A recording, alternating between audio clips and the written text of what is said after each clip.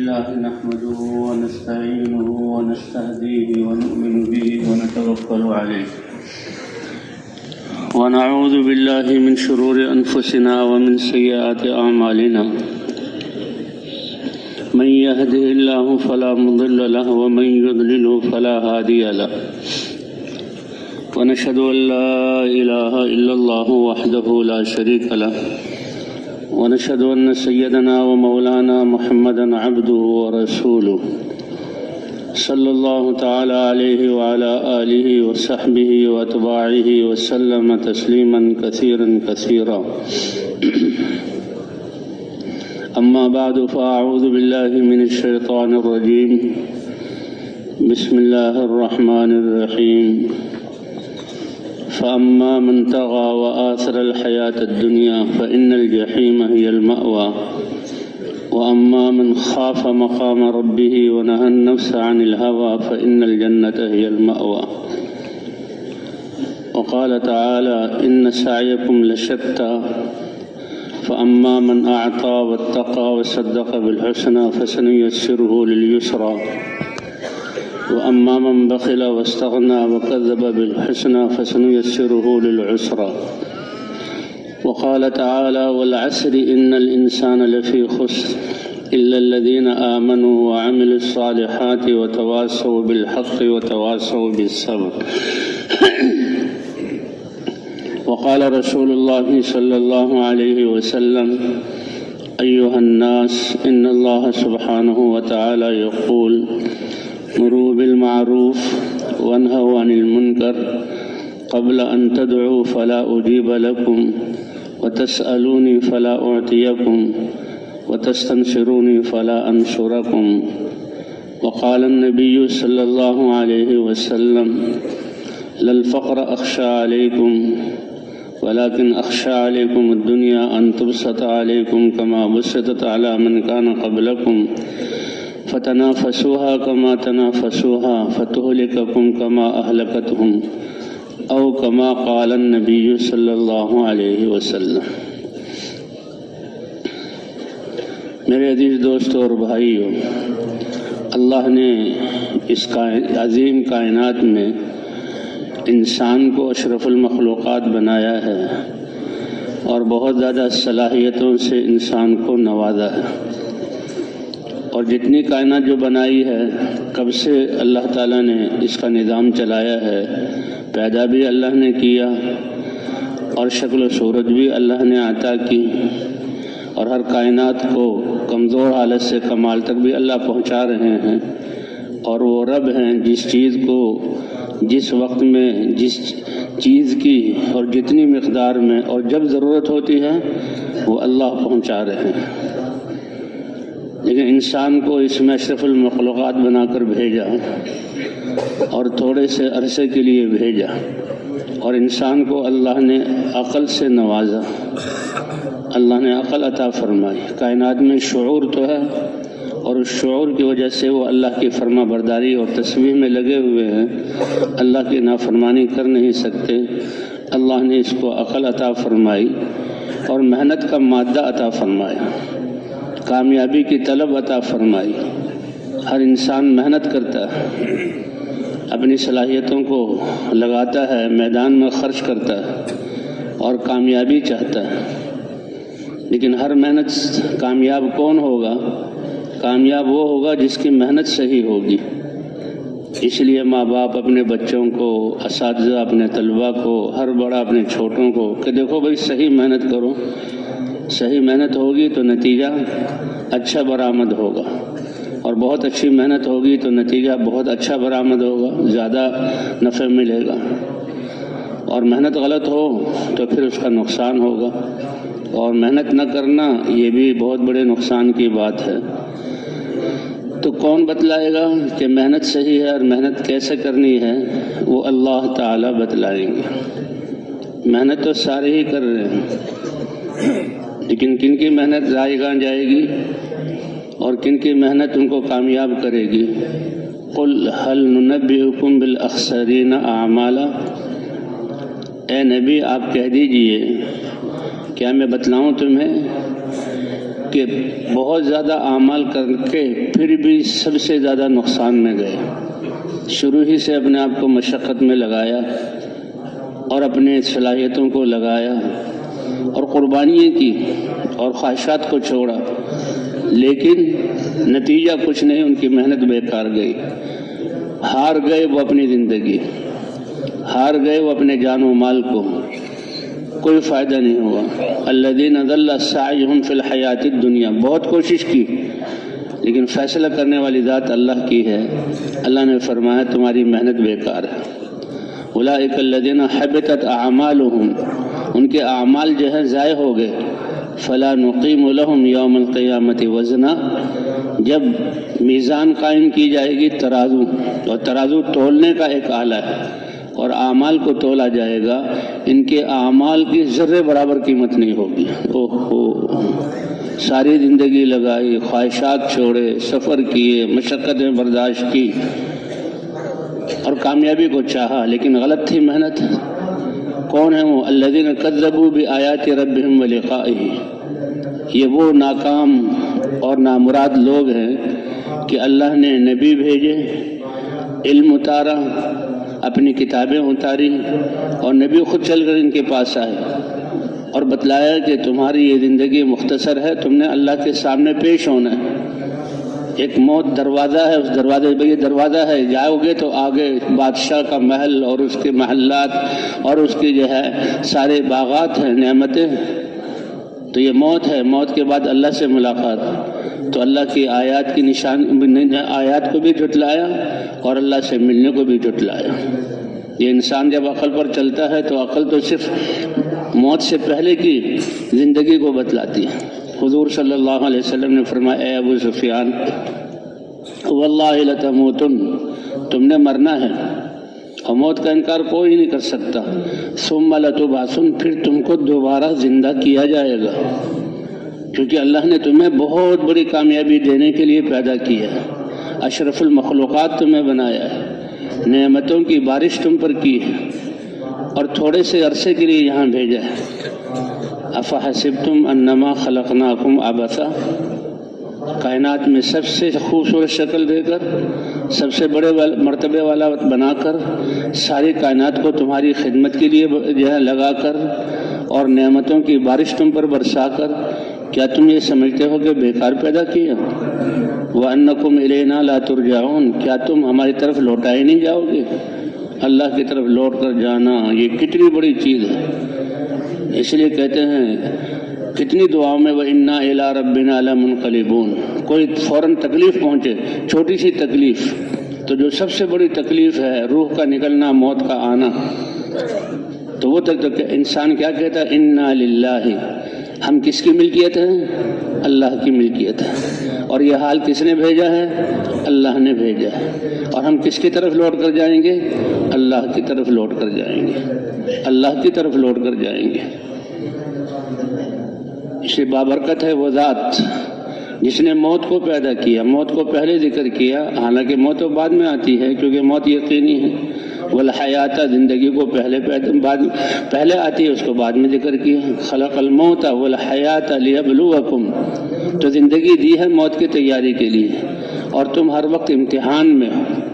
تم ہر وقت امتحان میں ہو. حضرت ابراہیم علیہ السلام جیسی ہستی، اے اللہ آپ مردوں کو کیسے زندہ فرمائیں گے؟ اللہ نے فرمایا کہ یہ 4 پرندے لو اور ان کو اپنے آپ سے ہلاؤ اور مانوس کرو کہ وہ تمہارے پاس رہیں، تمہارے بلانے پر آ جائیں، اور پھر ان کو ذبح کرو اور ان کے گوشت کا قیمہ بناؤ اور بوٹیوں کو ملا دو آپس میں، قیمے کی ذرات کو، اجزاء کو ملا دو. اور پھر اب 4 پرندے ہیں اور 4 پرندوں کی سری سر کو الگ رکھو اور باقی جسم کا گوشت قیمہ بنا کر ملا دو اور 4 پہاڑوں پر وہ قیمہ الگ الگ رکھ دو. ہم تمہیں اپنی قدرت دکھلائیں گے. تم نے ان کو مانوس کیا، تمہارے سے یہ جانور ہلے، اور پھر تم ان کو بلاؤ تو دیکھو کیسے وہ پورا کامل جسم بن کر یاتین کا سایہ کیسے دوڑ کر تمہارے پاس آتے ہیں. اللہ اکبر، کیا قدرت والے ہیں اللہ، کیا قدرت والے ہیں. جانوروں کو اپنے سے مانوس کیا، ذبح کر کے ان کی جو ہے سری کو الگ کیا اور وہ اپنے ہاتھ میں لے لی اور گوشت کا قیمہ بنا کر چاروں پہاڑوں پر الگ الگ رکھ دیا، اور ابراہیم علیہ السلام نے بلایا آ جاؤ، تو ہر ایک کا ایک ایک ذرہ اور حصہ اڑ کر اپنے اپنے حصے سے ملتا گیا اور کامل جانور بن کر ابراہیم علیہ السلام کے پاس آ گیا۔ اللہ نے فرمایا ایسے ہیں ہم زندہ کرنے والے۔ حضرات انبیاء کرام نے بتلایا کہ اے انسان، یہ دنیا تمہاری دو زندگیاں ہیں، جو عقل پر چلتے ہیں، جو بے وقوف ہوتے ہیں، کسی کی مانتے نہیں ہیں، وہ کہتے ہیں بس سب دنیا ہی کی زندگی۔ فرمایا جو دنیا ہی کو سامنے رکھ کر چلے گا، دنیا میں جو کہ ہم نے پیدا کیا، ہم رزاق ہیں، جتنی عمر اس کے لیے ہواؤں میں آکسیجن اور سانس اور رزق کے لیے پانی کے قطرے اور جہاں اناج کے دانے اور لباس، یہ سب کچھ ہم اس کو پہنچا کر رہیں گے، یہ سب کچھ ہم پہنچا کر رہیں گے، کیونکہ رزق اللہ نے دینا ہے، اور پھر موت کے بعد اللہ کی طرف جانا ہے، اللہ کی طرف جانا ہے۔ حضرت ابراہیم علیہ السلام نے نمرود، کیونکہ اللہ نے نبیوں کو بھیجا، ایک تو اللہ نے انسان کو عقل اتنی دی کہ اگر یہ صحیح طرح سے سوچے تو کائنات کا نقشہ اس کو بتلائے گا کہ اس کائنات کو چلانے والے اکیلے اللہ ہیں۔ جیسے ایک نیام میں دو تلواریں سما نہیں سکتے، نیام ہوتا ہی ایک تلوار کے لیے، ایک بستی میں دو چودھری، ان کی دو چودھریوں کی چودراہٹ چل نہیں سکتی، ایک ملک میں دو بادشاہوں کی بادشاہت چل نہیں سکتی، تو اللہ فرماتے ہیں کائنات میں کئی خدا ہوں اور نظام ٹھیک چلے، یہ کیسے تم اپنے چھوٹے چھوٹے نظاموں کو تو کہتے ہو کہ بھئی بادشاہ ایک ہی ہونا چاہیے، انتخابات ہوتے ہیں اور کیا کچھ جو ہے محنتیں ہوتی ہیں، اور کیسے جو ہے انسان اپنی صلاحیتوں کو لگاتا ہے کہ بادشاہ ہوگا تو ایک ہوگا۔ تو وہ کائنات کو چلانے والی ذات کون ہے؟ لو کان فیہما آلہۃ الا اللہ لفسدتا، وہ تو اللہ کی ذات ہے۔ جس طرح تم کم عقلی سے سوچتے ہو بہت سارے آلہہ ہوتے تو دن اور رات کا نظام اور زمین اور آسمان کا نظام بگڑ جاتے، تو اس لیے محنت تو سب کرتے ہیں، لیکن صحیح محنت کامیاب کون ہوگا؟ صحیح محنت کرنے والا ہوگا، اور صحیح محنت کیا ہے وہ کون بتائے گا؟ اللہ تعالیٰ بتلائیں گے۔ اس لیے فرمایا کہ جنہوں نے دنیا کو سامنے رکھ کر محنت کی اور پوری زندگی وہ محنت میں لگا دی،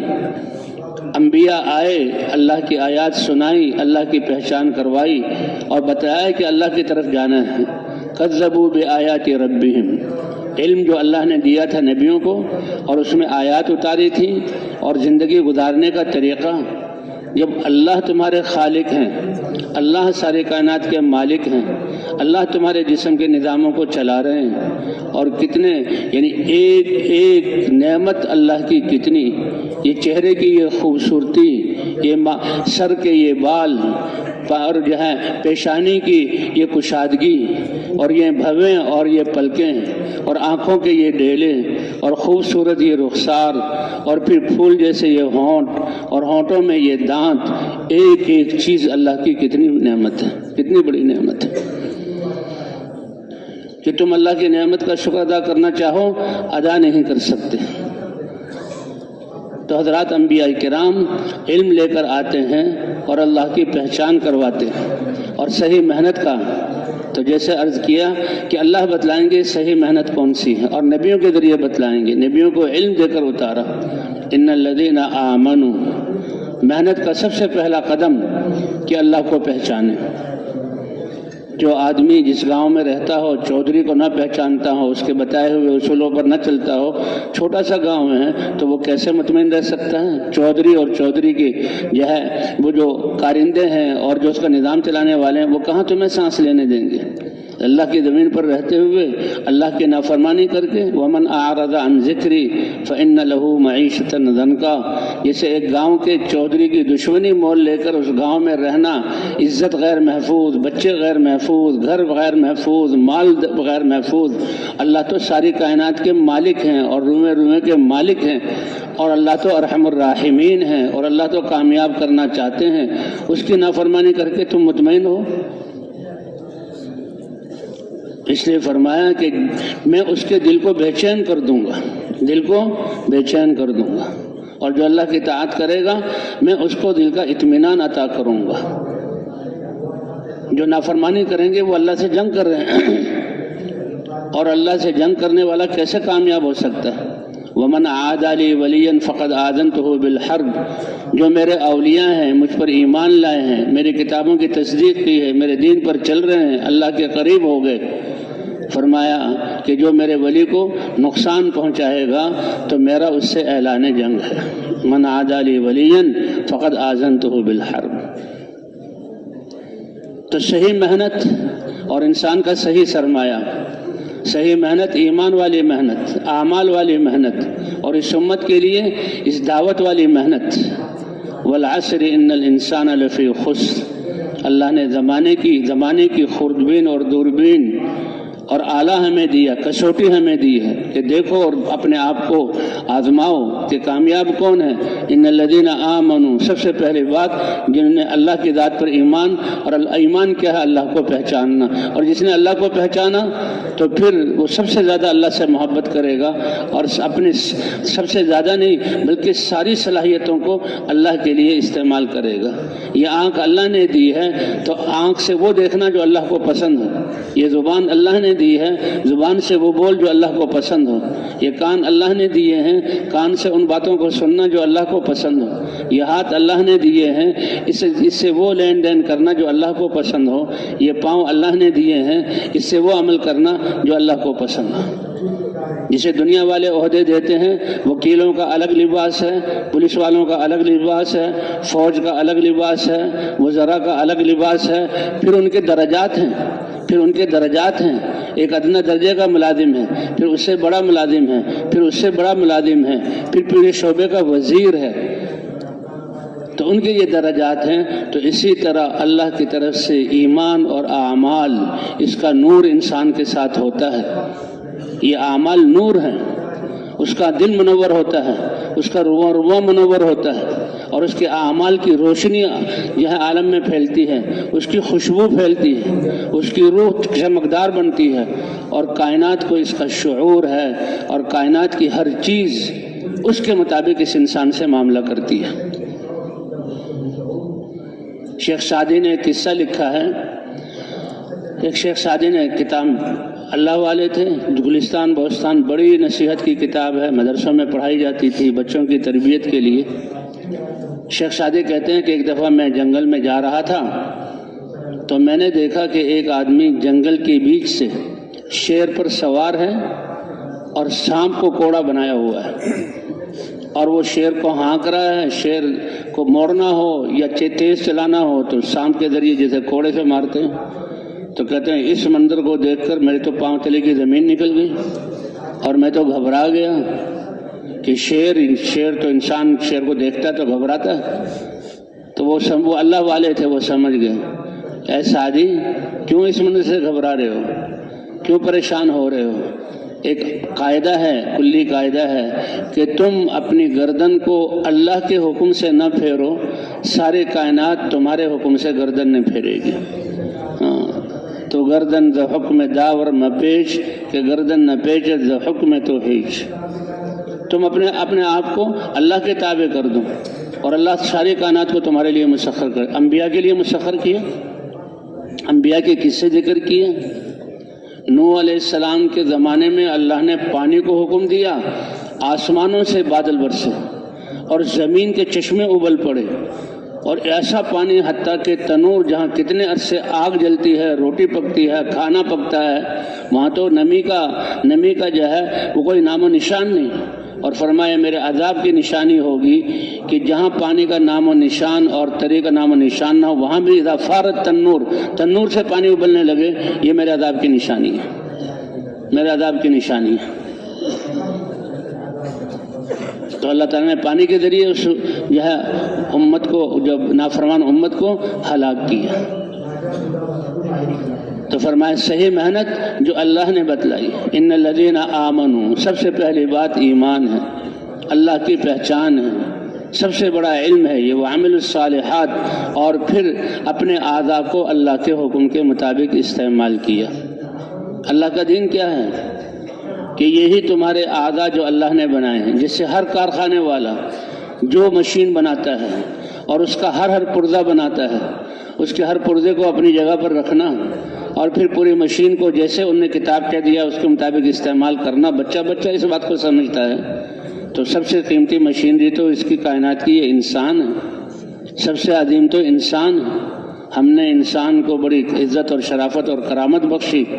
اور ہم نے انسان کو سب سے خوبصورت شکل دی، اور ہم نے ساری کائنات کو هو الذی سخر لکم ما فی السماوات و ما فی الارض جميعا منہ، اب ساری کائنات کو تمہارے لیے مسخر کیا۔ کیا پھر تم سمجھتے ہو بے مقصد پیدا کیا؟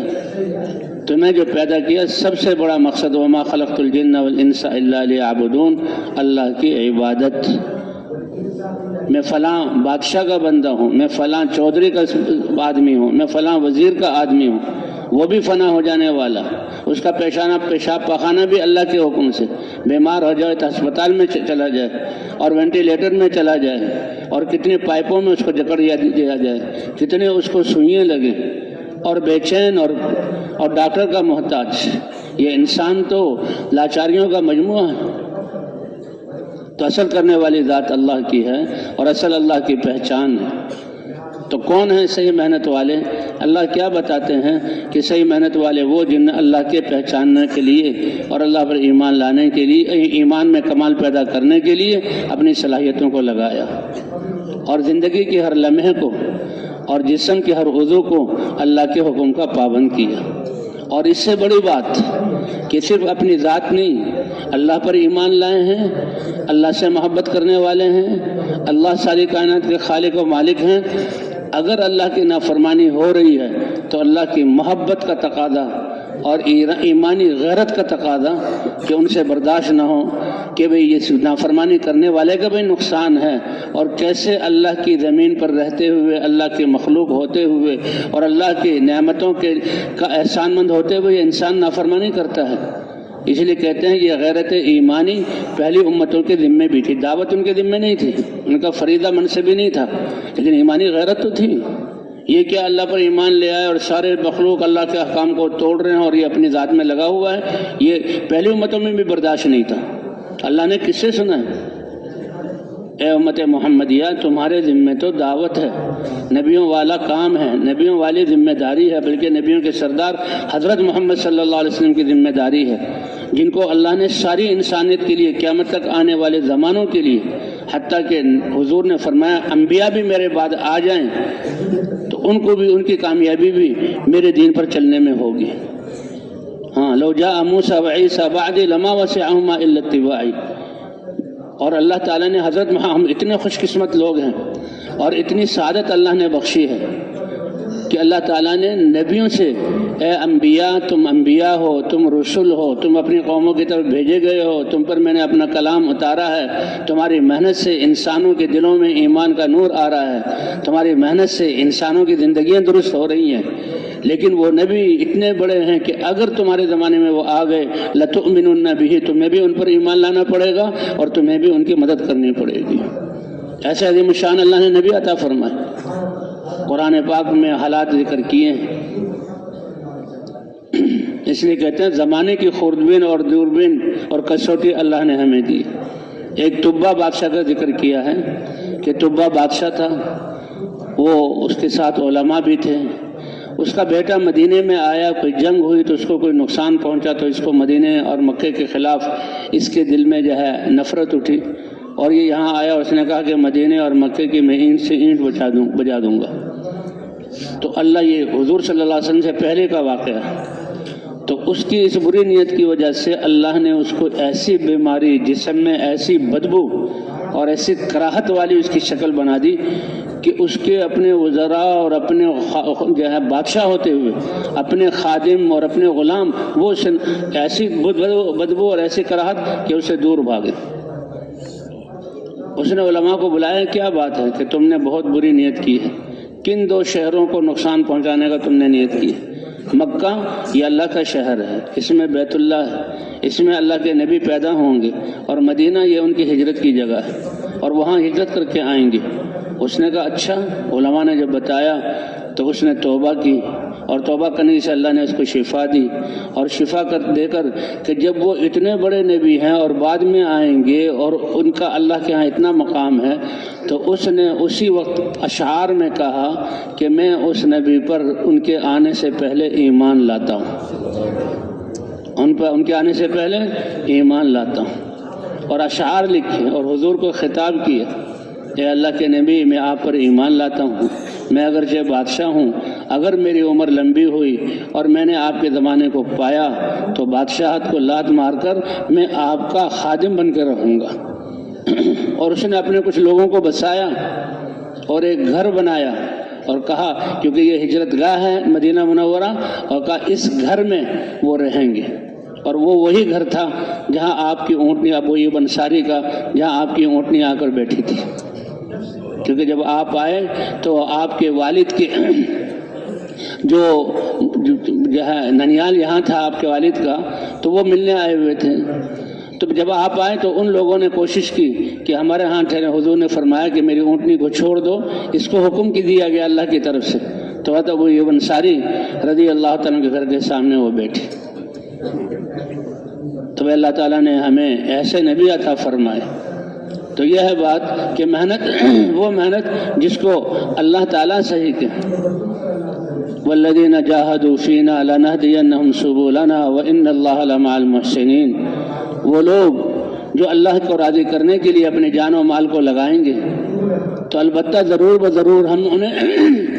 سارے وہ راستے جو اللہ کی طرف پہنچانے والے ہوں وہ ہم دکھلا دیں گے، سمجھا دیں گے، ان پر چلا دیں گے اور مقصود تک پہنچا دیں گے۔ تو پہلی ایمان اللہ کی ذات، یہ اللہ سے محبت ہے، اور پہلی امتیں اگرچہ دعوت دینا ان کی ذمہ داری نہیں تھی لیکن ایمانی غیرت ان کے ذمہ تھی۔ اس کے لیے اللہ نے بہت سارے قصے ذکر کیے، اس میں سے ایک قصہ یہی ہے کہ جبرائیل علیہ السلام نے حکم دیا، اے جبرائیل اس بستی کو اپنے پر اٹھاؤ اور پلٹ دو، یہ نافرمان اور نافرمانی کی حد تک پہنچ گئے۔ حضرت جبرائیل علیہ السلام نے عرض کیا، اے اللہ ٹھیک ہے بستی کو تو میں پلٹ دوں گا، لیکن اس میں تو ایک آدمی آپ کی عبادت میں اتنا مشغول ہے کہ وہ کبھی آپ کی یاد سے غافل ہی نہیں ہوتا، اس نے رہبانیت اختیار کی ہوئی، دنیا کو چھوڑا ہوا ہے۔ اللہ فرماتے ہیں یہ دین ہمیں اعتدال والا دیا، جس میں نہ افراط ہے نہ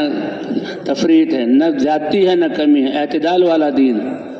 کہ رہبانیت نہیں ہے کہ دنیا میں رہو اور دنیا کے کام کرو لیکن تقوی کی زندگی کے ساتھ گزارو۔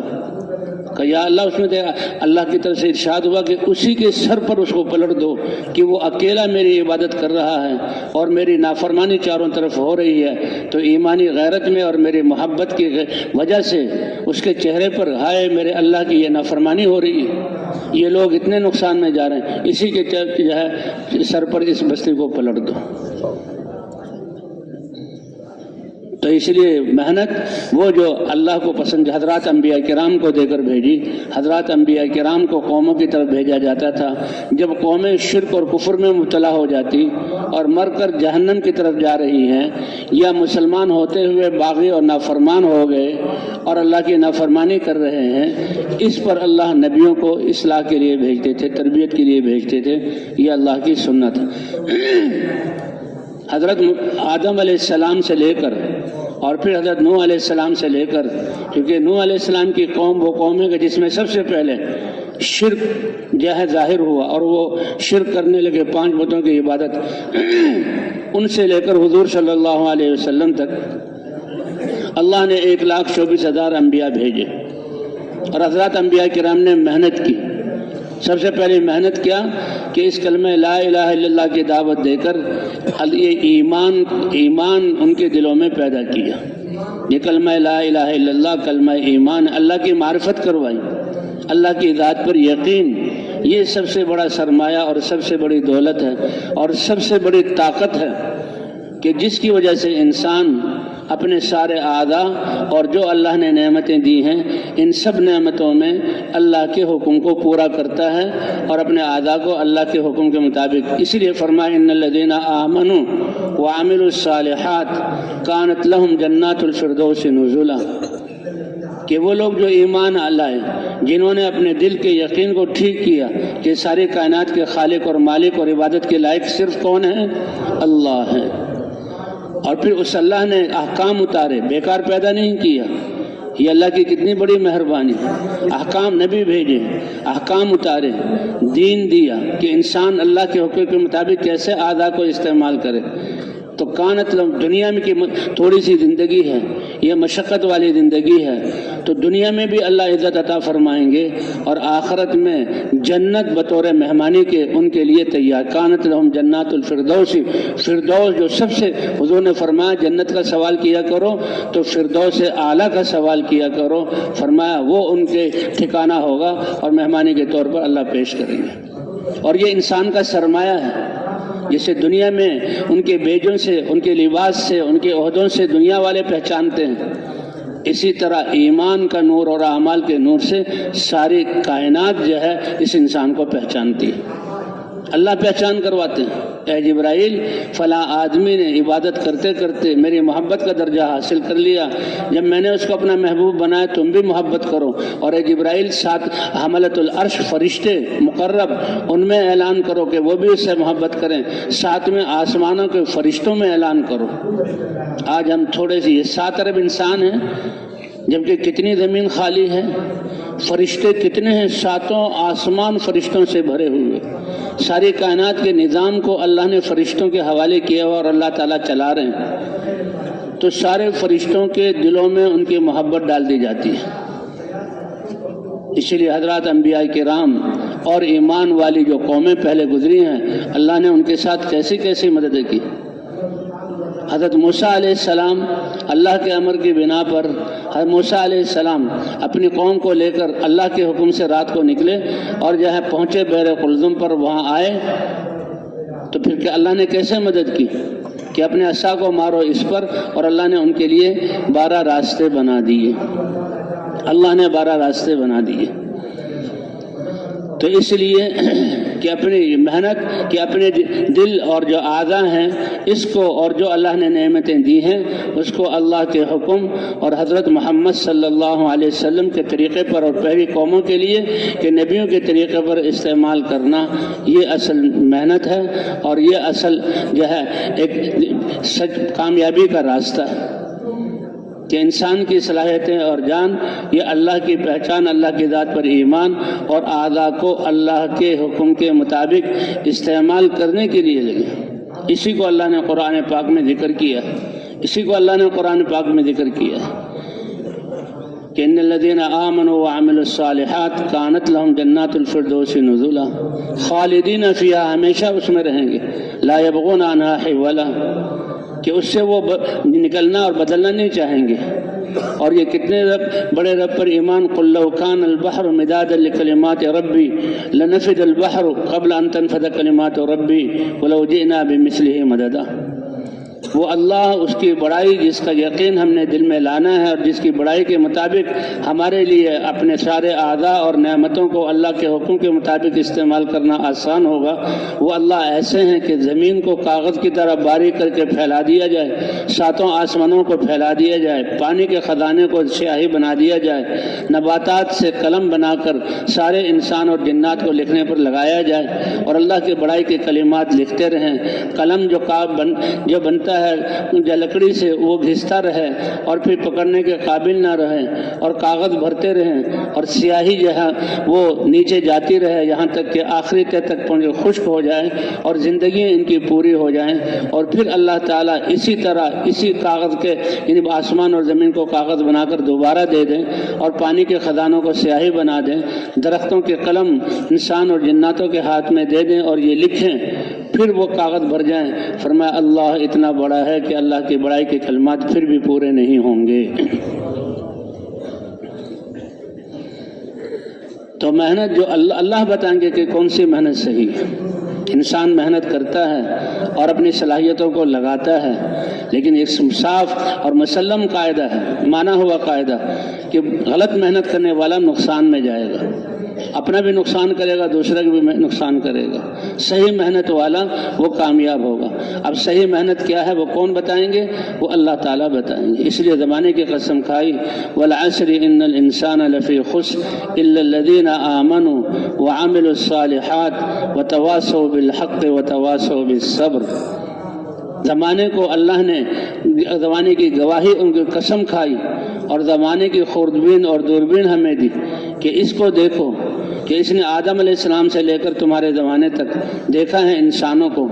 کون انسان کامیاب ہوئے۔ سب سے پہلی بنیاد ایمان، جو سب سے بنیادی اور سب سے بڑی چیز ہے، سب سے بڑا سرمایہ ہے۔ اور یہ انسان کا سرمایہ ایسا، یہ جو ہے ایمان نور ہے، نماز نور ہے، ذکر نور ہے، اور یہ انوارات انسان کے دل میں آتے ہیں اور یہ انوارات اس کے جسم کے ساتھ ہوتے ہیں اور مخلوقات کو اس کی پہچان ہوتی ہے۔ ہماری کتابوں میں ایک قصہ لکھا ہے کہ عبد الملک ابن مروان، اس کا بیٹا ہشام شہزادہ ہے، اور وہ طواف کرنے کے لیے آیا تو طواف لوگوں کا رش تھا، اور اسے جو ہے اب اس نے طواف کرتے ہوئے چاہا کہ میں حجر اسود تک پہنچ جاؤں، لیکن لوگوں کے رش کی وجہ سے اس کے لیے پہنچنا مشکل ہو رہا تھا۔ اگرچہ وہ شہزادہ تھا، لیکن بھئی وہاں تو بیت اللہ ہے، وہ تو اللہ کا گھر ہے، وہاں تو سارے انسان دو کپڑوں میں ہیں، جہاں چاہے بادشاہ ہو چاہے فقیر ہو، احرام کے جو دو کپڑے ہیں اور طواف کر رہے ہیں، تو پہنچنا اس کے لیے مشکل ہو گیا۔ اتنے میں تھوڑی دیر شور مچا اور لوگ جناب چھڑتے چلے گئے اور راستہ چھوڑتے چلے گئے، اور دیکھا کہ ایک ہستی ہیں، اور وہ حضرت علی رضی اللہ تعالیٰ عنہ کے پوتے حسین ابن علی ابن حسین ابن علی، اس طرح ان کا نام تھا، اور وہ جو ہے وہ آئے لوگ ان کے لیے راستہ چھوڑ دیا اور بیت اللہ وہ حجر اسود تک پہنچے، حجر اسود کا بوسہ دے کر پھر وہ طواف کرنے لگے۔ اب شہزادہ ایک طرف شہزادہ ہے اور ایک طرف حضور صلی اللہ علیہ وسلم کے خاندان کے اتنے بڑے عالم اور متقی اور اللہ کے فرما بردار ولی،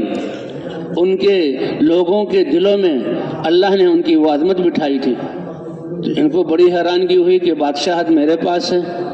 اور میرے باپ عبد الملک ابن مروان 2/3 دنیا کا بادشاہ ہے، اس کی حکمرانی ہے، اس کے پاس فوجیں ہیں اور اس کے پاس سب کچھ ہے، اور میں سارے پروٹوکول کے ساتھ آیا ہوں۔ میرے لیے حجر اسود تک پہنچنا مشکل، لوگوں نے راستہ نہیں دیا اور ان کے لیے خود بخود راستہ دیا۔ تو کسی نے پوچھا یہ کون ہے؟ حالانکہ یہ جانتا تھا، اس نے کہا پتہ نہیں کون ہے یہ کون، بلکہ ایسے اجنبی صورت میں۔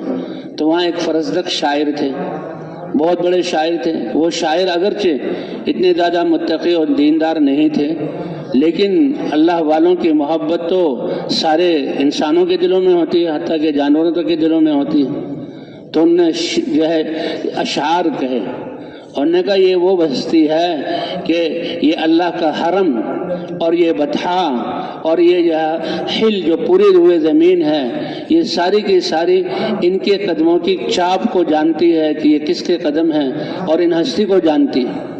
کیوں؟ اس لیے کہ انہوں نے اللہ کو پہچانا تو اللہ نے ان کی پہچان سب کو کروا دی۔ ہاں، اس شاعر نے کہا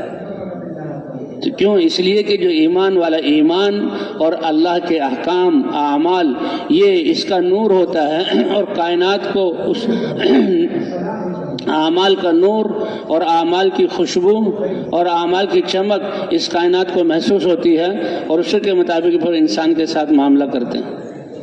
حضرات صحابہ کرام رضوان اللہ علیہم اجمعین، کیونکہ انبیاء ہیں اور نبیوں کے سردار حضرت محمد صلی اللہ علیہ وسلم ہیں، سارے انبیاء کے بعد اتفاق امت محمدیہ بہترین امت ہے، لیکن اس امت میں سے صحابہ کرام وہ ہیں کہ جن کو اللہ تعالیٰ نے حضرت محمد صلی اللہ علیہ وسلم کی صحبت کے لیے چنا، اور اللہ کے رسول نے ان کی تربیت کی، ان کے ایمان اور اعمال اور ان کے دین کے لیے قربانی کرنا، یہ سب پر واضح ہے کہ اللہ نے ان کے لیے اپنی رضا کا پروانہ اتارا۔ تو اس لیے دنیا کے درندے، جنگلوں کے درندے اور جو ہے یہ صحرا اور یہ پہاڑ اور یہ دریا ان کو جانتے تھے۔ اسی لیے یعنی تاریخ کا واقعہ ہے کہ صحابہ کرام تابعین اور تبع تابعین جب اللہ کا پیغام لے کر چلے تو 4 دفعہ ایسا موقع آیا کہ ان کے سامنے سمندر اور دریا آئے، کشتی کوئی نہیں، اور یہ اپنے گھوڑوں پر گدھوں پر پیدل چل رہے ہیں۔ تو یہ صحابہ نے اپنی سواریوں کو سمندر اور صحابہ نے اپنی سواریوں کو دریاؤں پر ڈال دیا اور دریا کے اوپر سے ایسے پار ہو گئے جیسے چٹانوں پر چل رہے تھے۔ حضرت عقبہ بن نافع رضی اللہ تعالیٰ عنہ افریقہ میں دعوت کو لے کر گئے اور افریقہ کے ملکوں سے ہوتے ہوئے الجزائر کی جگہ پر پہنچے اور وہاں آگے اس سے یورپ کی طرف کا رخ کیا تو وہاں مسلمانوں کے لشکر نے پڑاؤ ڈالنا تھا، تو صحرا اور میدان تھے لیکن ایک طرف جنگل تھا، تو گرمیوں کے دنوں میں سورج کی گرمی یہ تو برداشت نہیں ہو سکتی، جنگل میں ہرے بھرے درخت اور سایہ دار درخت تھے، لیکن یہ جنگل شاید کبھی انسان ان میں گئے ہوں، وہ تو جانوروں کی آماج گاہ تھا، اس میں ہاتھی ہیں، اس میں شیر ہیں، اس میں چیتے ہیں، اس میں سانپ ہیں، اس میں بچھو ہیں، کہ جب زمین پر محنت نہ ہو تو یہ چیزیں وہاں جو ہے کیا کہتے ہیں ڈیرا بسا لیتی ہیں۔ تو یہ تھے۔ اب یہ صحابہ کرام کتنے رحم دل کہ بھئی جانوروں کو تلواروں سے ختم کرو، مار دو، یہ ان کے دل میں جذبہ نہیں آیا۔ وہ جانور ہیں، یہ ان کی آماج گاہ ہے، ہمیں ضرورت ہے تو کیا ہے۔ اب یہ دیکھیں صحابہ کرام کی سوچ، آپس میں مشورہ کر کے ایک ساتھی کو کہا کہ بھئی ٹیلے پر کھڑے ہو جاؤ اور ان جنگل کے درندوں کو بتاؤ کہ ہم اللہ کے رسول کے نمائندے اور اللہ کا وہ پیغام لے کر کہ جس پیغام میں سارے انسانوں کی دنیا آخرت کا بننا ہے اور جس پیغام کے زندہ ہونے سے انسانوں میں آنے سے دنیا کا تمہارے لیے امن کا گہوارہ۔ اسی لیے تو جب اب کوئی مسلمان علم سیکھنے کی نیت سے گھر سے نکلتا ہے تو اس علم سیکھنے کی علماء کہتے ہیں، اس حدیث کی تفسیر بیان کرتے ہیں، علم سیکھنے کی نیت کی جو کو نور اور خوشبو جو نکلتی ہے وہ سمندر کی مچھلیوں کو بھی اس کا احساس ہوتا ہے، اور زمین کی تہ میں چیونٹیاں جو اندھیریوں میں اپنے بل بنائے ان کو بھی احساس ہوتا ہے، اور رینگنے والے کیڑوں کو بھی احساس ہوتا ہے، فضاؤں کے پرندوں کو بھی احساس ہوتا ہے، وہ سب ان کے لیے دعا کرتے ہیں۔ اے اللہ یہ تو ہمارے امن اور ہمارے بسنے کے لیے اور ہماری جان اور جسم کی حفاظت کے لیے ایک علم کو سیکھنے کے لیے نکلے ہیں، حتیٰ کہ فرشتے بھی ان کے لیے پاؤں پر بچھاتے ہیں، کیونکہ فرشتوں کی بھی بقا جب تک ہے جب انسان کی زندگی ٹھیک ہے۔ انسان کی زندگی بگڑ جائے گی اور اللہ کے دین کا آخری لفظ اللہ بھی ختم جو ہے دنیا میں نہیں رہے گا، پھر اللہ ایسی توڑ پھوڑ کریں گے اور ایسے فرشتے کو حکم دیں گے کہ فرشتوں کی بھی روحیں نکل جائیں گی، حتیٰ کہ 4 مقرر فرشتے وہ بھی ختم ہو جائیں گے۔ اے ملک الموت کون رہا؟ اے اللہ آپ کی ذات ہے اور یہ 4 مقرر فرشتے ہیں، مختلف روایات ہیں اور سب ٹھیک ہیں کہ ان کی روحیں بھی نکال لو، اب کون رہا؟ اے اللہ اب تو آپ کی ذات ہے اور میں کہ تم بھی مر جاؤ۔ کیوں؟ اس لیے کہ جو کائنات کی روح تھی میرا دین وہ اس سے نکل گیا، اس لیے صاف ہے۔ اور بھائی انجینئر بننے سے یا عالم میں کوئی فرق نہیں پڑتا، ڈاکٹر بننے سے کوئی فرق نہیں پڑتا، وزیر بننے سے کوئی فرق نہیں پڑتا، لیکن قرآن کا علم سیکھنے کے لیے اور حدیثوں کو سیکھنے کے لیے ایک بچہ گھر سے نکلتا ہے تو ساری کائنات اور بلوں میں چیونٹیاں اور فضاؤں میں پرندے اور حتیٰ کہ فرشتے ان کے لیے پر بچھاتے ہیں اور اس کے لیے دعا کرتے ہیں۔ تو اللہ کا دین وہ اتنی بڑی نعمت ہے ہمارے لیے کہ جس کی وجہ سے ہماری دنیا اور آخرت کی کامیابی ہے۔ 2 زندگیاں اللہ نے بنائی ہے، آخرت کی ہمیشہ کی زندگی اور وہیں لوٹ کر جانا ہے۔ انسان چاہتا ہے میں ہمیشہ زندہ رہوں، اللہ نے بھی انسان کو ہمیشہ کی اسی لیے چاہت رکھی کہ یہ ہمیشہ رہے گا، لیکن اس کی تیاری کے لیے اللہ نے یہ تھوڑی سی زندگی دی ہے، دنیا کی زندگی دی ہے۔ تو ایک آخرت والی زندگی ہے اور ایک دنیا والی، اور دنیا والی زندگی گزارنے میں لوگ 2 قسم کے ہیں، ایک رب چاہی زندگی گزارنے والے اور ایک من چاہی زندگی گزارنے والے۔ ہر عقل مند انسان یہ سمجھتا ہے کہ نفس کی جو خواہشات ہیں ان خواہشات پر میں سرمایہ لگاؤں گا تو کلاش ہو کر اور دیوالیہ ہو کر سسک کے مروں گا، اس لیے نفس کی خواہشات پر نہیں چلنا، قربانی کرنی ہے۔ زمیندار کے گھر میں جو دانے پڑے ہوئے ہیں اور وہاں ہزاروں ایکڑ زمین بیجنی ہے، ایک تو یہ کہ گھر والوں سے کہیں کیا مشقت کریں، یہ دانے اناج موجود ہے، پیستے رہو، کھاتے رہو، پکاتے رہو، لیکن وہ سمجھتا ہے کہ گھر میں پڑے ہوئے بوریوں کے دانے اگر میں نے آج اپنی خواہشات اور اپنے گھر والوں کی ضروریات کو پورا کیا تو یہ ہزاروں ایکڑ میری زمین ہے، اس سے ایک دانہ بھی نہیں ملے گا۔ گھر والوں کو کہتا ہے بھائی تھوڑے سے رزق میں گزارا کرو، کچھ بھوک اور کچھ کھانے پینے کے ساتھ گزارا کر لو، میں یہ جو میرے گھر میں اناج ہے اس کو قربان کروں گا اور اس زمین میں میں اس زمین میں اگاؤں گا تو اللہ تعالیٰ 700 گنا مجھے عطا فرمائیں گے۔ وہ سمجھتا ہے، تاجر بھی یہ سمجھتا ہے کہ جو سرمایہ موجود ہے یا تو گھر بنانے میں، کپڑے سینے میں، اچھے کھانے کھانے میں، دوستوں کی دعوت میں اڑا دو، پھر اس کے بعد کیا ہوگا؟ وہ سمجھتا ہے اس کے بعد پھر تباہی ہے۔ ہر ایک انسان قربانی کر رہا ہے، ایک قربانی اپنی عقل اور سامنے چیزوں کی حاجات اور دنیاوی زندگی کی ضروریات کو دیکھ کر قربانی کرنا ہے، اور ایک اللہ کے امر اور اللہ کے دین اور نبی کی محنت، دین کی محنت کے لیے قربانی کرنا، یہ اللہ کے ہاں محبوب ہے۔ اس لیے اللہ کا وعدہ ہے والذین جاہدوا فینا لنہدینہم سبلنا وان اللہ لمع المحسنین۔ وہ لوگ جو اپنے جان اور مال کو میرے کلمے کو بلند کرنے کے لیے، میری پہچان کروانے کے لیے، یہ انسانیت جو مجھے محبوب ہے ان کے دلوں کو رخ کو میری طرف پھیرنے کے لیے اور مجھ سے تعلق جوڑنے کے لیے جو اپنی صلاحیتوں کو لگائیں گے، کتنا بڑا وعدہ ہے۔ لنہدینہ، یہ قسمیہ اور اتنی البتہ، ضرور بضرور، اللہ کو ضرورت نہیں ہے لیکن اس دین کی عظمت اور انسان کی شرافت کو بیان کرنے کے لیے، ان محنت کرنے والوں کی عظمت بتانے کے لیے کہ تمہارا کیا مرتبہ ہے، اللہ تم سے وعدہ کر رہے ہیں، قسم کھا کر وعدہ کر رہے ہیں، ضرور بضرور کہہ کر وعدہ کر رہے ہیں۔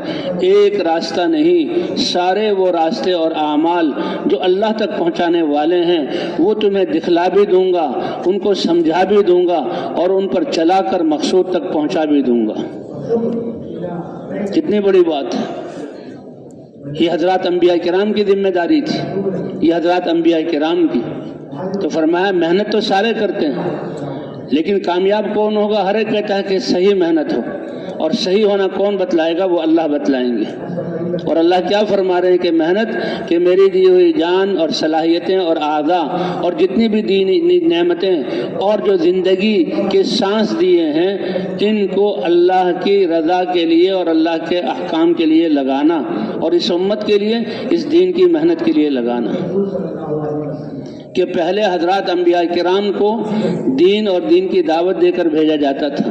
اور حضرات انبیاء کرام سب سے پہلے اس کلمے کی دعوت کو لے کر اترتے تھے اور کلمے کی دعوت دیتے تھے۔ یہ بنیاد ہے۔ جیسے ہر بلڈنگ، ہر عمارت، ہر گھر کو بنانے کے لیے بنیاد پر کتنی محنت کرنی پڑتی ہے، کتنا جب بنیادیں بن جائیں تو دیواریں اور چھت ڈالنا یہ تو بہت ہی آسان ہو جاتا ہے۔ جب ایمان کے بیج دل میں آ جائیں، اللہ کی ذات کا یقین آ جائے تو دین پر چلنا آسان نہیں بلکہ محبوب ترین ہوتا چلا جاتا ہے۔ اور ایمان کیا ہے کہ اے اللہ، جان بھی تیری ہے، مال بھی تیرا ہے، صلاحیتیں بھی، زندگی بھی تیری ہے، یہ سب کچھ تجھ پر لگانا ہے۔ قل ان صلاتی و نسکی و محیایا و مماتی للہ رب العالمین، اللہ نے دیا اور اللہ لگانے کا حکم دے رہے ہیں اور بتلا رہے ہیں میری ذات صمد ہے، میں ان چیزوں کا محتاج نہیں ہوں، میں ان چیزوں کا محتاج نہیں ہوں، تم میری مخلوق ہو، لیکن میرے دین کے لیے لگانا تمہارے لیے اعزاز کی بات ہے، تمہارے لیے کامیابی کی بات ہے۔ میں اس کے بدلے میں تمہیں دنیا کا اطمینان اور عزت اور بلندی عطا فرماؤں گا، میں اس کے بدلے میں دل کا اطمینان تمہیں عطا کروں گا، اور اس کے بدلے میں اللہ فرماتے ہیں میں جنت کی نعمتیں عطا کروں گا، اور اس کے بدلے میں سب سے بڑی دولت میں اپنی رضا عطا کروں گا۔ ان الذین قالوا ربنا اللہ، وہ لوگ جنہوں نے کہا ہمارا رب اللہ ہے، پیدا کرنے والے بھی اللہ، اور کمزور سے کمزور حالت جو انسان دنیا میں آتا ہے، باقی جتنے بھی مخلوقات ہیں، اللہ فرماتے ہیں آتا کل شیء خلقہ ثم ہدی، ہم نے ہر چیز کو تخلیق کی، اس کو وجود دیا، اور جس کام کے لیے پیدا کیا اسی وقت سے اسی میں لگا دیا۔ ان کے لیے نہیں کہ بھی تھوڑا ٹھہر جاؤ تربیت ہو اور پھر تم آتا کل شیء خلقہ ثم ہدی، کیونکہ ان سب کو انسان کی خدمت کے لیے لگایا ہوا ہے۔ کائنات کا نظام تو چلنا جب سے پیدا ہوا ضروری ہے، تو اس لیے ان کو تو ان کی جو ہے امر میں جو امر دیا گیا اس میں لگا دیا، اور اس کی نافرمانی نہیں کر سکتے۔ لیکن انسان کو امتحان کے لیے پیدا کیا، اس لیے 12-13 سال تو اس کی تیاری کے لیے یہ پیدا ہوا، نہ کچھ جانتا تھا اور نہ کچھ کر سکتا تھا، اور اس کے لیے اللہ نے علم اتارا، اس کے لیے اللہ نے علم اتارا۔ اس لیے حضرات انبیاء کرام کو بھیجا گیا، انبیاء کرام علم لے کر آئے، لیکن یہ علم اللہ کے احکام کا مجموعہ، اس سے پہلے اس کے لیے استعداد اور طلب پیدا کرنے کے لیے کلمے کی دعوت کو لے کر حضرات انبیاء کرام پھرے اور اللہ کا تعارف کرایا، اور جس نے اللہ کو پہچانا، اللہ کے احکام کے لیے سب کچھ لگانا، آج دنیا کے محبوب اور دنیا کے سربراہ اور دنیا کے زندگی اپنی لوگ لگا دیتے ہیں، حالانکہ ہلاکت اور نقصان کی طرف جاتے ہیں۔ سب سے بڑا میدان اللہ کے لیے سب کچھ لگانا۔ قل ان صلاتی و نسکی و محیای و مماتی للہ رب العالمین، میری جانی عبادتیں، میری مالی عبادتیں، میری قولی عبادتیں، میری زندگی حتیٰ کہ میرا مرنا وہ بھی اللہ کے لیے ہو۔ یہ ہے سب سے بڑی بات، یہ ہے سب سے بڑی بات کہ جان اللہ کے لیے اللہ نے دی ہے اور اللہ ہی کے لیے لگانی ہے، اور یہ تھوڑا سا وقت لگانے کا ہے، اور جو جان لگانے والے ہیں اللہ ان کو بلندی عطا فرمائیں گے، اللہ ان کو سرفرازی عطا فرمائیں گے، اللہ ان کو دل کا اطمینان عطا فرمائیں گے، اور یہ تقوی والی زندگی ہے۔ اللہ ان کو اسباب بھی دیں گے اور دنیاوی نقشے بھی دیں گے، طاقت بھی دیں گے، اور اللہ تعالیٰ بغیر اسباب کے بھی ان کو اپنی قدرت سے اللہ پال کر دکھلائیں گے۔ جب قیامت کا جب آج امام مہدی آئیں گے اور دجال سے لڑائی ہوگی، تو بعد ایسا وقت بھی آئے گا کہ ایمان والے پہاڑوں پر اور جنگلوں میں چلے جائیں گے، اور وہاں ان کے لیے نہ زمیندارہ ہوگا اور نہ دکانیں ہوں گی، نہ کارخانے، نہ تجارت ہوگی، وہ صرف اللہ کا ذکر کریں گے، اور اللہ کے ذکر پر اللہ ان کو پالیں گے، اور ان کی پرورش کر کے اللہ ان کو پروان چڑھائیں گے۔ اور اللہ کا وعدہ ہے وَلَوْ أَنَّ أَهْلَ الْقُرَىٰ آمَنُوا وَاتَّقَوْا لَفَتَحْنَا عَلَيْهِمْ بَرَكَاتٍ مِّنَ السَّمَاءِ وَالْأَرْضِ۔ یہ قوموں کے جو تم نے حالات پڑھے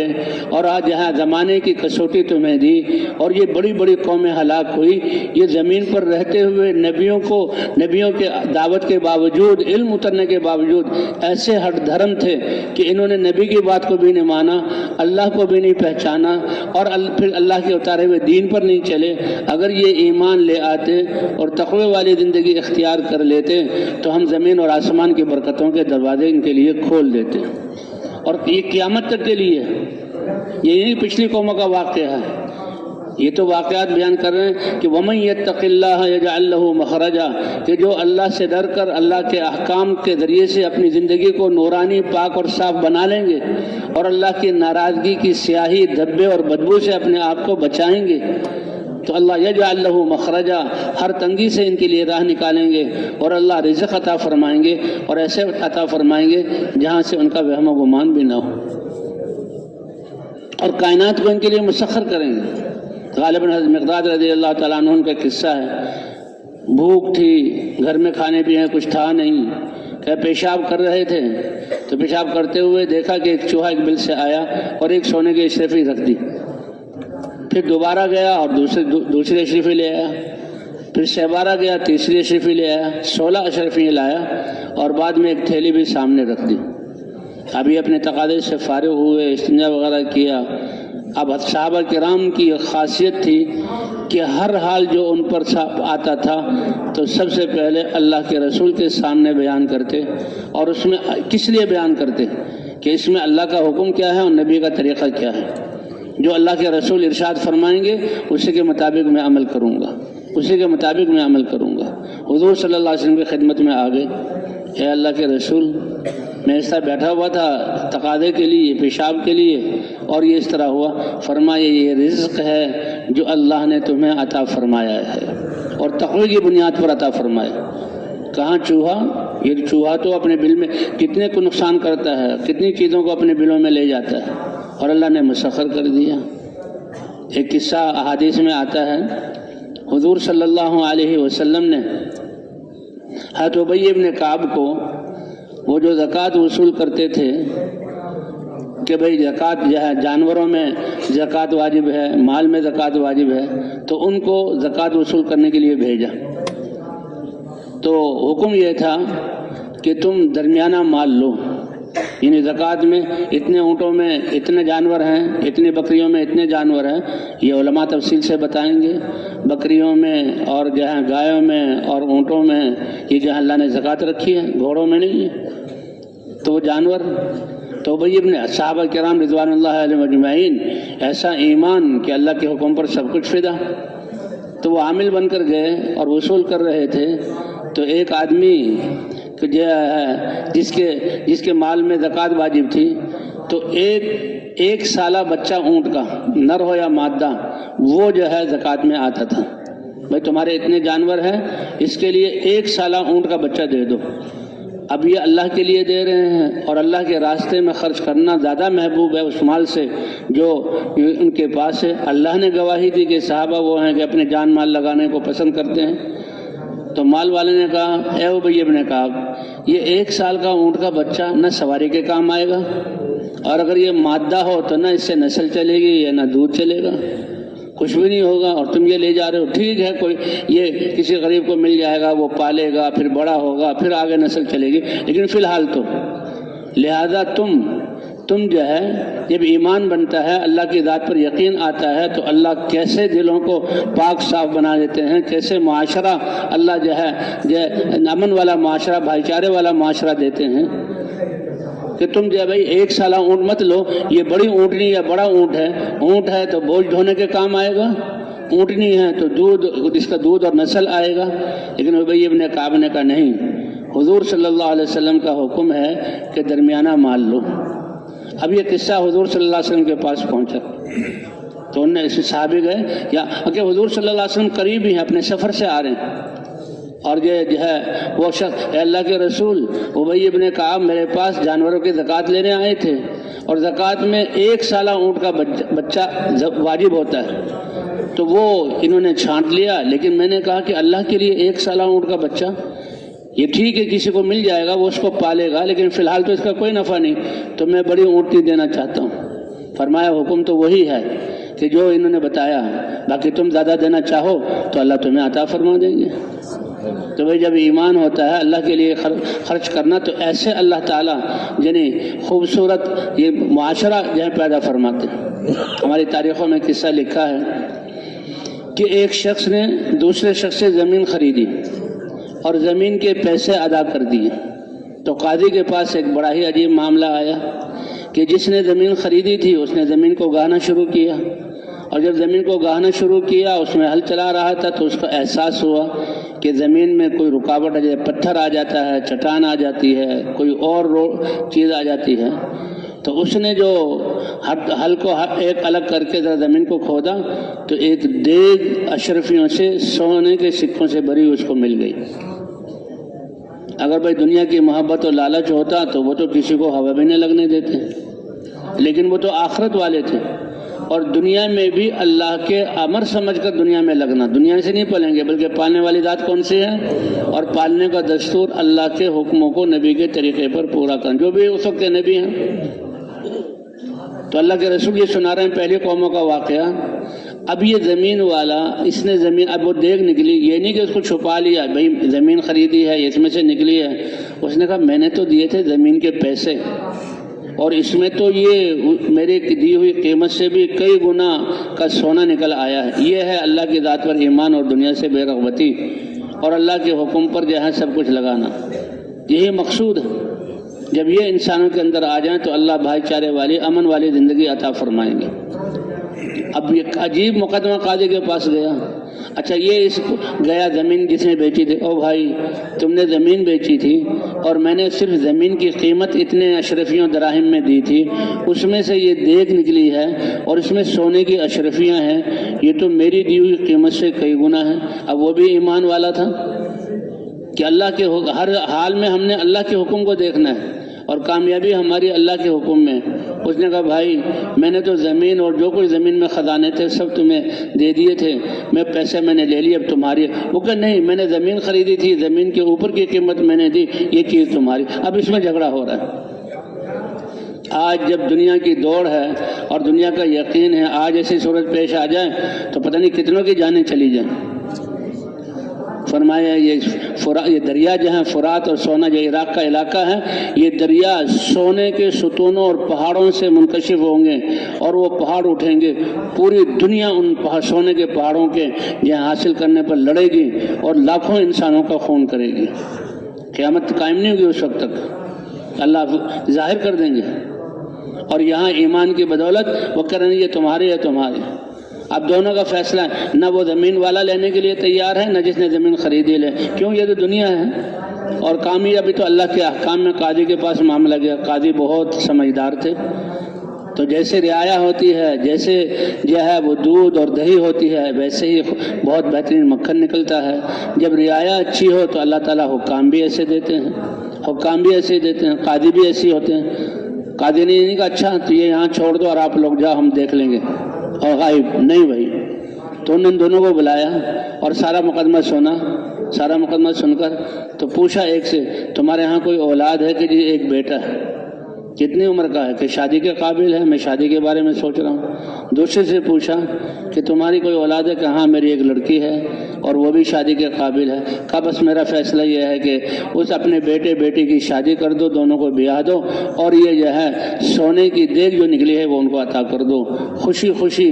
یہ جو ہے کیا کہتے ہیں فیصلہ تھا، بہترین فیصلہ ہوا، اللہ نے دنیا بھی عطا کر دی اور آخرت بھی عطا کر دی۔ تو بھئی یہی ایمان بنانا ہے، یہی اپنی صلاحیتیں لگانی ہیں۔ ساری انسانیت کو اللہ نے محنت کا مادہ اس میں دیا ہے اور کامیابی حاصل کرنے کے لیے، لیکن محنت یہ بات متعین ہے کہ میں کون سی محنت جو ہے مثمر ہوگی اور نتیجہ آور ہوگی، جو محنت صحیح ہو، اور صحیح ہونے کا جو بتلائیں گے وہ اللہ اور اللہ کے رسول اور اللہ کا اترا ہوا علم بتلائے گا۔ ایک طرف اللہ زمانے کی قسم کھا کر، زمانے کی خوردبین ہمیں دے کر، دوربین دے کر فرماتے ہیں سارے انسان گھاٹے میں جا رہے ہیں سوائے ان کے کہ سب سے پہلے اپنے ایمان کو بنائیں جو بنیاد ہے، اور ایمان کو بنانے کے بعد عامل الصالحات۔ نیک اعمال کیا ہیں کہ جتنے بھی نیک اعمال کے لیے باہر سے کوئی چیز لانی نہیں پڑتی، مایا اور کامیابی کا راز اللہ نے انسان کے جسم کے اندر رکھا ہے کہ اپنے اس جسم دی اللہ کے دیے ہوئے اعضاء کو اللہ کے حکم کے مطابق استعمال کر لو، اور اس کے لیے اللہ نے دین اتارا ہے، اللہ نے دین اتارا ہے۔ تو عامل الصالحات دوسرا درجہ کہ اپنے نیک اعمال کرو نہیں اعضاء کو، اور اگر اللہ نے باہر کوئی نعمتیں دی ہیں مال و دولت، اس کو اللہ کے حکم کے مطابق استعمال کرو۔ اور اس سے اگلی بات وتواصوا بالحق، ایک دوسرے کو حق کی وصیت کرو۔ اور حق کی وصیت کرنے میں کیونکہ باطل والے ہیں اور باطل محنت کر رہے ہیں اور وہ ان کا دنیا ان کا مقصود ہے، تو وہ مقابلے میں آئیں گے اور تکلیفیں پہنچائیں گے، تو وتواصوا بالصبر، صبر کی تلقین کرو۔ حضرات انبیاء کرام ان کی نبوت سے پہلے والی زندگی 40 سالہ بہت پیاری اور بڑے جہاں صفات والی زندگی ہوتی ہے، لیکن ان کی اپنی ذاتی زندگی کے سنورنے سے یہ وہ ہستیاں ہیں جن کو اللہ نے رسالت اور نبوت سے نوازنا ہے، جو اپنی قوموں کے لیے اللہ کی طرف سے علم لے کر آئیں گے اور قوم کو دیں گے اور قوم کو ایمان کی طرف بلائیں گے اور قوم کی جو ہے قوم کی تربیت کا ذریعہ بنیں گے، لیکن ان کی ذاتی انفرادی درستگی وہ قوم کی زندگی بدلنے کا ذریعہ نہیں بنے گی۔ انبیاء تو انبیاء تھے، لیکن حضرت محمد صلی اللہ علیہ وسلم وہ تو سید الانبیاء ہیں، اور آپ کے 40 سال کتنے پیارے گزرے کہ جیسے سورج کے نکلنے سے پہلے روشنی آنا شروع ہو جاتی ہے، ستارے مان پڑ جاتے ہیں اور جو ہے چیزیں واضح ہونے لگتی ہیں اور پھر سورج نکل آتا ہے، تو اسی طرح آپ کی پیدائش سے پہلے بھی اور آپ کی پیدائش پر ابھی نبوت نہیں ملی، اللہ نے بہت ساری کرامتوں کو ظاہر کیا، بہت ساری کرامتوں کو ظاہر کیا۔ اور حضور صلی اللہ علیہ وسلم کے آتے ہی وہ ساری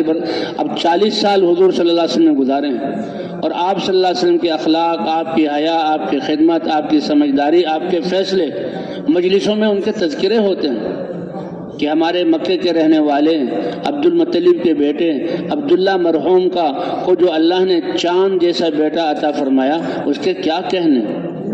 اس کے کیا کہنے۔ ان کے پیدا ہوتے ہوئے بادشاہوں کے ایوانوں میں لرزہ طاری ہو گیا، ان کے ایوان گر گئے، فرشتوں کا اوپر جنات کا اوپر جانا بند ہو گیا، بہت ساری کرامتیں۔ اور حلیمہ جو دائی تھی وہ ان کو جو لے کر گئی، اس وقت جب وہ آ رہی تھیں تو ان کی اونٹنی کمزور تھی،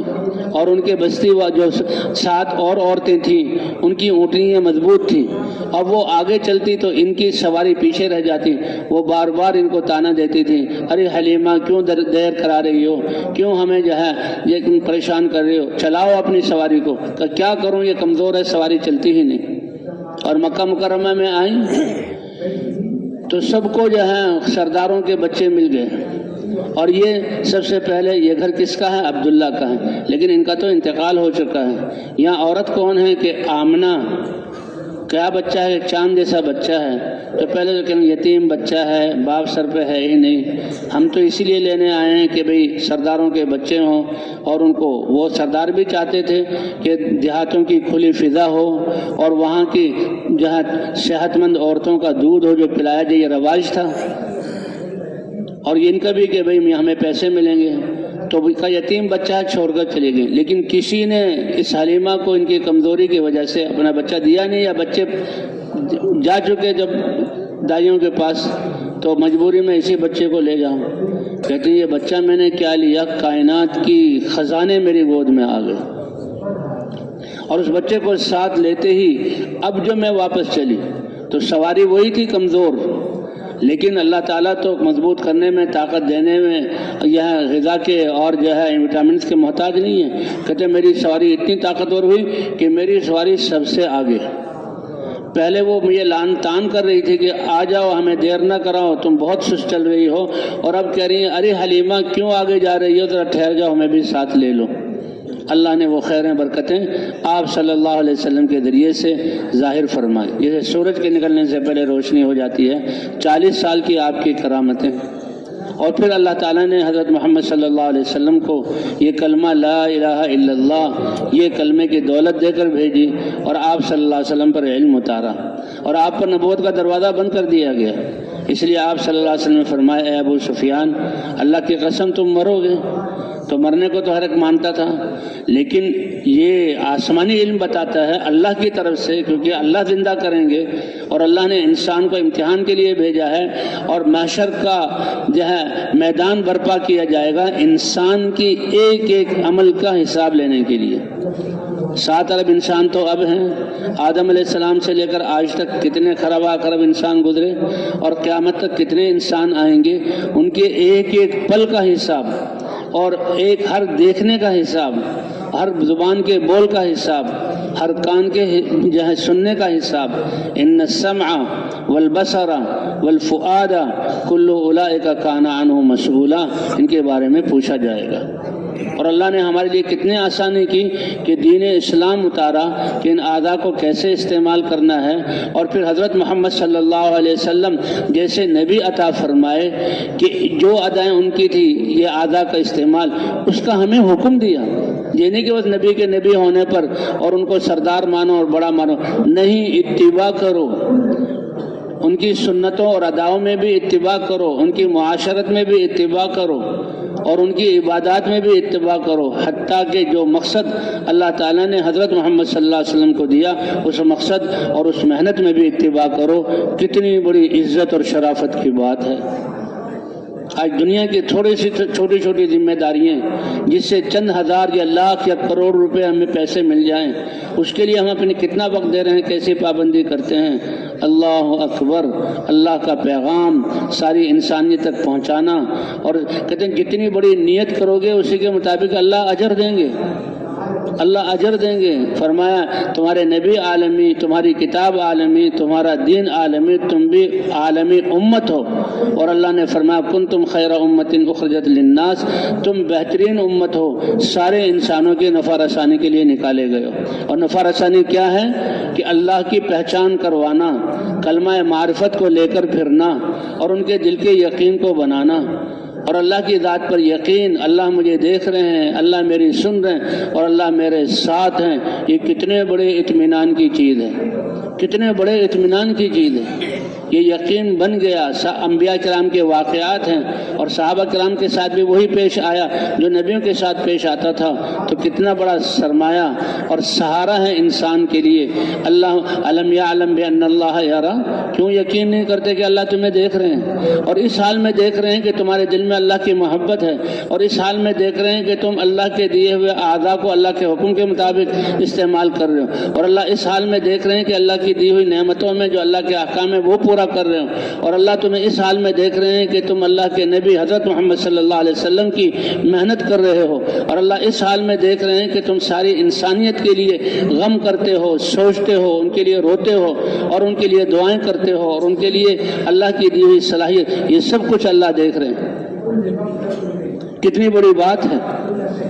تو بھائی حضرت محمد صلی اللہ علیہ وسلم کی ختم نبوت کی وجہ سے اللہ نے جیسے شروع میں بات ابتدا کی دی تھی، انسان محنت کرتا ہے اور کامیابی چاہتا ہے، لیکن محنت وہ کامیابی والی ہوگی، نتیجہ آور ہوگی جو صحیح ہو، اور صحیح ہونا اللہ بتلائیں گے، اور محنت وہ جو اللہ نے اپنے نبی حضرت محمد صلی اللہ علیہ وسلم کو دی، اور وہ محنت جس پر وعدہ ہے سب سے بڑی دولت کا،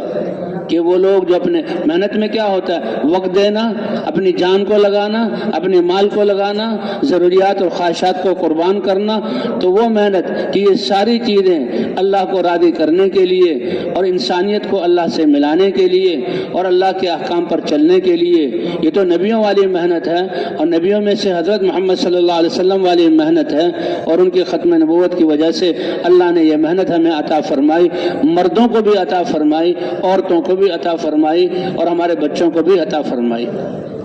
کتنی بڑی سعادت کی بات ہے. حضرت افرا رضی اللہ تعالیٰ عنہ ایک صحابیہ ہیں. کہتے ہیں غزوہ بدر یہ سب سے پہلا غزوہ ہے جس میں اللہ نے حق کو ظاہر کیا اور اللہ نے اپنی قدرت کو ظاہر کیا. عقل اور رواج کے خلاف کہاں 313 نہتے صحابہ، نہ تلواریں 10 سے زیادہ ہیں، 2 گھوڑے ہیں، نہ گھوڑے جو ہیں، اور کوئی بھی ہتھیار 10 سے زیادہ نہیں، اونٹ کچھ تھے، اور اللہ کے رسول صلی اللہ علیہ وسلم لے کر آ گئے میدان بدر میں، اور اللہ نے کیسے فتح عطا فرمائی. اس لیے بدریوں کیونکہ وہ تو اللہ پر توکل، حضور کے ہاتھ پہ بیعت کی اور دیکھا کہ سامنے 1000 کا لشکر آ رہا ہے اور وہ وہاں جم گئے. تو بدر والوں کے جو فضائل ہیں اور اللہ نے جو قدرت کا اظہار کیا، تو رش کرتے تھے صحابہ کہ ہمیں دوبارہ کوئی ایسا موقع مل جائے کہ جس کی وجہ سے ہم جیسے بدر والوں کو فضائل میں ہمیں مل جائیں. صحابہ اس کی جو ہے وہ رش کیا کرتے تھے، تمنا کیا کرتے تھے. حضرت عمر رضی اللہ تعالیٰ عنہ بدریوں کو خاص طور پر مقام دیا کرتے تھے کہ ان کو اللہ نے چنا، اور حضور صلی اللہ علیہ وسلم کے ساتھ میدان بدر میں ان کو لا کر اللہ نے فتح. وہ 1000 ہیں کافر، ہتھیاروں سے لیس ہیں، اور یہ 313 ہیں، نہتے ہیں. اللہ نے ایسی فتح عطا فرمائی کہ 70 ان کے سردار وہاں قتل ہوئے، اور 70 قیدیوں کو قید کر کے مدینہ منورہ لائے گئے. ایک صحابی چھوٹے سے درمیانے قد کے تھے، کمزور قد سے تھے، وہ حضرت عباس رضی اللہ تعالیٰ کو باندھے لا رہے ہیں، اور حضرت عباس رضی اللہ تعالیٰ اتنے بڑے جسم والے ہیں کہ جب وہ گھوڑے پر بیٹھتے تھے تو ان کے پاؤں زمین پر لگتے تھے، اور ایسی ان کی اونچی آواز تھی کہ 16 میل جو ہے ان کا باغ تھا. مدینے سے باہر جا کر، شہر سے، بستی سے، گھروں سے باہر نکل کر وہ آواز دیتے تھے اپنے جو ہے مزارے کو اور اپنے غلام کو جو باغ میں کام کر رہا ہو، ان کی آواز وہاں تک پہنچتی تھی. لیکن وہ کافروں کے ساتھ مل کر آئے تھے، مکہ والوں کے ساتھ مل کر آئے تھے، تو اس لیے جنگ میں وہ قیدی بنے، اور ایک صحابی ان کو لا رہے ہیں اور حضور کے سامنے پیش کیا. حضور کہتے ہیں او بھتیجے محمد، یہ بھتیجے تھے، وہ چچا تھے، مجھے اس نے قید نہیں کیا، وہ تو کوئی اور طاقت تھی جو میرے ہاتھوں کو باندھ رہی تھی، کوئی اور طاقت تھی جو میرے ہاتھوں کو باندھ رہی تھی. اور اللہ کے رسول صلی اللہ علیہ وسلم کیا فرما رہے ہیں، یا حی یا قیوم برحمتک نستغیث. کسی گھرانے میں کہ بھئی اس گھرانے میں بدری صحابی ہیں، تو صحابہ اور حضرت عمر اور جہاں خلفاء راشدین اس کا خیال کیا کرتے تھے. لیکن کیا مقام ہے عورت کا کہ حضرت افرا رضی اللہ تعالی عنہ ایک صحابیہ ہیں، افرا ان کا نام ہے. ان کے 7 نوجوان بیٹے تھے، اور 7 کے 7 حضور کے ساتھ بدر میں شریک تھے. 7 کے 7 کسی گھر کو یہ فضیلت حاصل نہیں. وہ افرا، حضرت افرا، ان کے 7 بیٹے اور 7 جوان اور حضور کے ساتھ غزوہ بدر میں شریک، اللہ نے ان کو یہ فضیلت عطا فرمائی۔ تو بھئی حضور صلی اللہ علیہ وسلم کی امت میں ہونے کا اللہ نے شرف بخشا، اس لیے فرمایا میری امت فخر اور ناز کرو اس بات پر کہ نبیوں قوموں کی نسبتیں نبیوں کے ساتھ اور ان کی دنیا اور آخرت میں پہچانے میدان حشر میں اپنے نبیوں کے ساتھ، اور ہر ابراہیم علیہ السلام پر ایمان والوں کو فخر ہوگا کہ ابراہیم علیہ السلام ہمارے خلیل اللہ نبی ہیں، موسیٰ علیہ السلام کی جو امت بہت بڑی ہوگی بنی اسرائیل، اور ایمان والے اور ان کی اتباع کرنے والے ان کو فخر ہوگا کہ موسیٰ علیہ السلام کے ہم ماننے والے ہیں، ہماری نسبت ان کی طرف ہے۔ عیسیٰ علیہ السلام کے ماننے والوں پر کو فخر ہوگا کہ عیسیٰ علیہ السلام جن کو اللہ نے اپنی قدرت سے بغیر باپ کے پیدا کیا اور کیسے معجزات دیے، وہ ہمارے نبی ہیں اور وہ اللہ کے دربار میں لے کر حاضر ہوں گے۔ فرمایا تم فخر کرو کہ تمہاری نسبت حضرت محمد صلی اللہ علیہ وسلم کی طرف ہے اور حضرت محمد صلی اللہ علیہ وسلم تمہیں لے کر اللہ کے دربار میں حاضر ہوں گے۔ فرمایا تو میرے قابل فخر بات ہے یہ کہ میں تمہارا نبیوں میں سے نبی ہوں، اور پھر میرے لیے بھی قابل فخر بات ہے جب مجھے اللہ نے انبیاء کا سردار بنایا تو مجھے سب سے بہترین امت مجھے عطا فرمائی، تو مجھے بھی امت کی سے فخر حاصل ہے۔ لیکن وہ امت کون سی ہے؟ دنیا میں لگنے والی نہیں، اپنی صلاحیتوں کو دنیا کے لیے خرچ کرنے والی نہیں، بلکہ امت کا وہ حصہ جو دعوت والے کام کو مقصد بنا کر کرے گا اور زندگی اس میں گزارے گا۔ کہ تم بہترین امت ہو، سارے انسانوں کی نفع رسانی کے لیے نکالے گئے ہو، سارے انسان، کیونکہ حضور صلی اللہ علیہ وسلم ساری انسانیت کے لیے رسول اور نبی بنا کر بھیجے گئے اور نبوت کا دروازہ بند کر دیا گیا۔ اللہ فرماتے ہیں کہ 23 سال مشقت والے یہ میرا اپنے نبی کو بھیجنا، اور پھر سب سے دنیا میں گرم علاقہ اور حالات فقر و فاقے والا علاقہ اور سب سے بڑی بگڑی ہوئی انسانیت میں اللہ فرماتے ہیں ہم نے کائنات پر احسان کیا کہ حضرت محمد صلی اللہ علیہ وسلم کو ایسے لوگوں میں بھیجا۔ حضور صلی اللہ علیہ وسلم کے یہ 23 سال کس حال میں گزرے؟ تو ختم نبوت کی وجہ سے اللہ نے وہ محنت اس امت کو عطا فرمائی اور پوری امت کو عطا فرمائی۔ پوری امت ذمہ دار ہے پوری انسانیت کی، اور امت کا ایک ایک فرد جو ہے ذمہ دار ہے پوری امت اور انسانیت کا۔ تم بہترین امت ہو، سارے انسانوں کی نفع رسانی کے لیے نکالے گئے۔ اے نبی آپ کہہ دیجئے میری زندگی کا راستہ اور مقصد اللہ کی پہچان کروانا، اللہ کے دین کی طرف بلانا، کیونکہ دعوت اللہ کی طرف بلانے میں ایک اللہ کی طرف بلانا اور اللہ کے احکام میں کامیابی بتلانا اور آخرت کی طرف بلانا، کیونکہ آخرت کی طرف ہم جا رہے ہیں، اللہ کی طرف ہم جا رہے ہیں۔ اسے کہتے ہیں اللہ ہی کی طرف دوڑ لگا، بادروا الی مغفرۃ من ربکم وجنۃ عرضها السماوات والارض۔ تو بھئی کتنی بڑی سعادت کی بات ہے۔ انبیاء نے یہ امت مانگی، انبیاء نے اس امت کو مانگا، اللہ نے فرمایا نہیں، یہ امت تو میں نے حضرت محمد صلی اللہ علیہ وسلم کو عطا فرمائی۔ اور حضرات صحابہ کرام رضوان اللہ علیہم اجمعین، ان کو اللہ نے حضور صلی اللہ علیہ وسلم کی صحبت کے لیے چھانٹا، اور وہ جہاں حضور صلی اللہ علیہ وسلم پر ایمان لائے اور آپ سے اس دین کو اور علم کو حاصل کیا اور امت تک پہنچایا۔ یہ ہجرت کے 10 سال جو حضور صلی اللہ علیہ وسلم کے مدینہ منورہ میں ظاہری طور پر تو مدینے والے باغات کا نقشہ تھا اور وہ ان سے اپنا یعنی اپنے گھر کا جو ہے کام پورا نہیں ہوتا تھا، اور سے مہاجرین کے آنے کے بعد خرچے زیادہ ہو گئے اور حضور صلی اللہ علیہ وسلم نے دنیا کی محنت کو کم کرا دیا۔ لیکن قربان جائیں اللہ نے کیسی برکتیں عطا کی۔ مدینہ میں ہوتے ہوئے 10 سال میں حضور صلی اللہ علیہ وسلم نے ایک روایت میں 120 آتا ہے، 120 سفر صحابہ کے کروائے، 100 بھی آیا ہے، لیکن 80 تو اس میں کسی کا اختلاف نہیں، 80 سفر کیے، باقی چھوٹے موٹے سفروں کو ملا جائے تو 100 بن جاتے ہیں، اور چھوٹے سفروں کو ملا جائے 120۔ تینوں روایتیں صحیح ہیں، لیکن 80 سفر وہ ہیں کہ جس میں جو بڑے سفر تھے، اس میں سے 27 سفروں میں خود حضور صلی اللہ علیہ وسلم ساتھ گئے، اور باقی 50 سفروں میں حضور صلی اللہ علیہ وسلم نے صحابہ کو بھیجا اور کہا میں جو رہ جاتا ہوں اپنے ان کمزور اور اپنے ان بیمار اور اپنے عدیم الاسباب ان صحابہ کی وجہ سے جو اللہ کے راستے میں نہیں نکل رہے، اگر میں ہر جماعت کے ساتھ جاؤں تو ان کے دل بیٹھ جائیں جائیں گے اور یہ پریشان ہو جائیں گے وہ ہم میں کیا کمی ہے کہ حضور بھی جا رہے ہیں، صحابہ بھی ہر دفعہ جا رہے ہیں اور ہمیں جانے کا موقع نہیں ملتا. ان کی دلداری کی وجہ سے حضور رک گئے، ان کی دلداری کی وجہ سے رک گئے. اور صحابہ کرام کے لیے، اور صحابہ کرام نکلتے تھے، ان کے گھریلو حالات سفر والے نہیں ہوتے تھے. کہ گھر میں تو چولہا نہیں جل رہا، بچوں کے لیے کھانے پینے کی چیز نہیں ہے، ان کے جسموں پہ لباس نہیں ہے، اور گھر میں ایک دیا، مٹی کا دیا، اور اس میں تھوڑا سا ایک چھٹانک تیل، اور اس میں ایک یہ بتی جو جس کی لو، جس سے ایک تھوڑی سی روشنی، وہ تیل ان کے گھروں میں نہیں ہوتا تھا. ان کے گھروں میں چولہا نہیں جلتا تھا کہ پکانے کی چیز نہیں ہے. ان حالات میں بھلا نکلنا چاہیے، لیکن اللہ کے رسول فرما رہے نکلو. اور صحابہ بھی کیوں کہ ان صحابہ کے دلوں میں وہ غم حضور والا منتقل ہو چکا تھا کہ انسانیت کہاں جا رہی ہے، کتنا بڑا نقصان کر رہی ہے، اللہ کی زمین پہ ہوتے ہوئے اللہ سے